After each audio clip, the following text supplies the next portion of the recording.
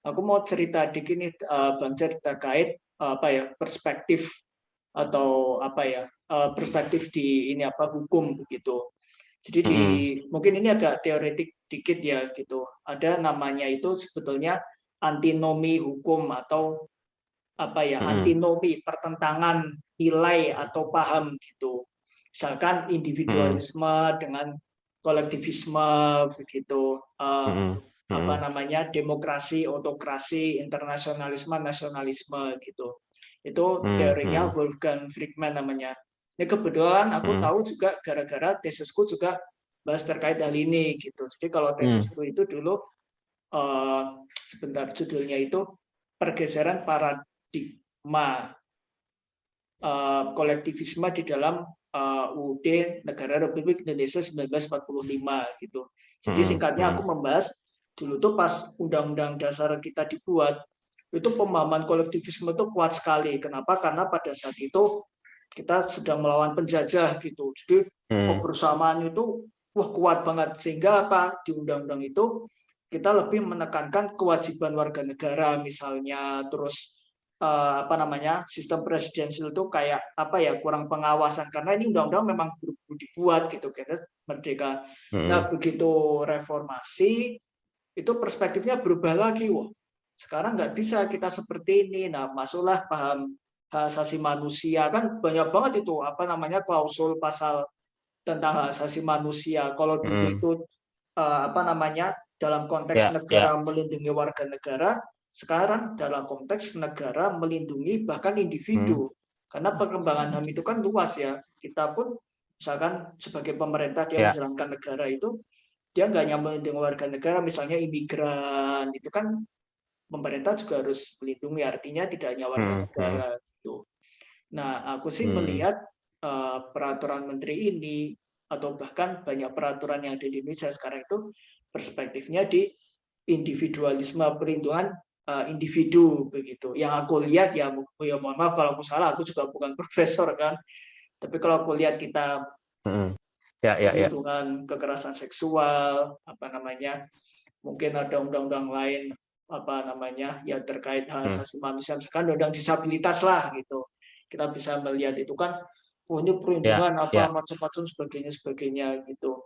Jadi apa ya, ada perspektif yang Mm. Mm. perspektif individu yang digunakan dalam menyusun peraturan ini. Satu sisi mungkin orang belum bisa menerima perspektif seperti ini untuk dijadikan dasar dalam membuat peraturan. Ini kalau kita ini ya intermezzo ya.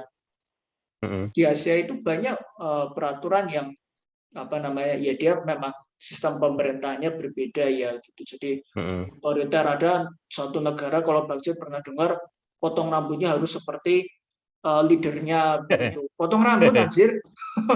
Maksud banget Iya kan. makanya. Kita lihat potong rambut Gua orang kalau di sama sana semua bete banget kayak itu gitu. pasti. Iya.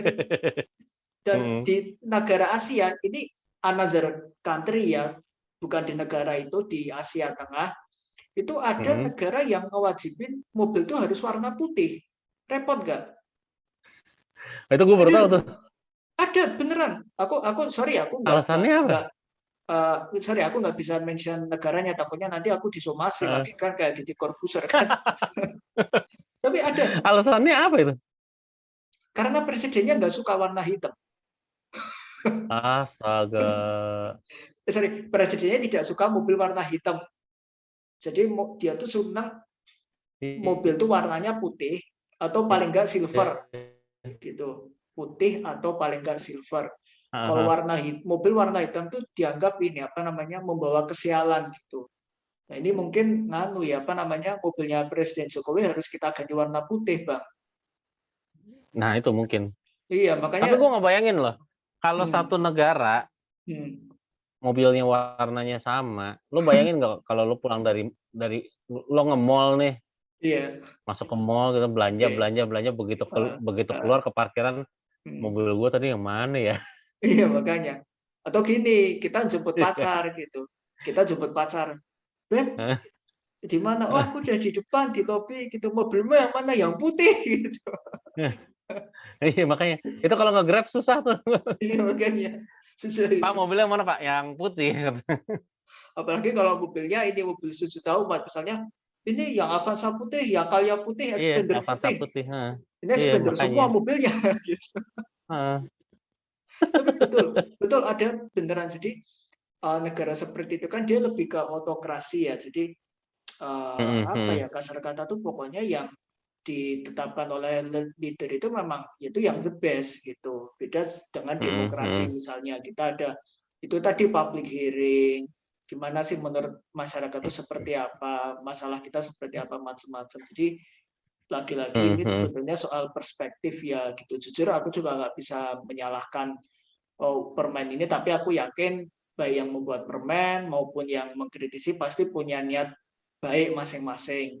Cuma Mhm tergantung mhm gimana mhm. kita memahaminya atau at least itu kita Mhm. memahami oh peraturan menteri ini dibuat dengan kacamata apa sih kan gitu. Oh ini kacamatanya Iya. seperti ini, ada urgensi kasus dan lain sebagainya gitu. Nah,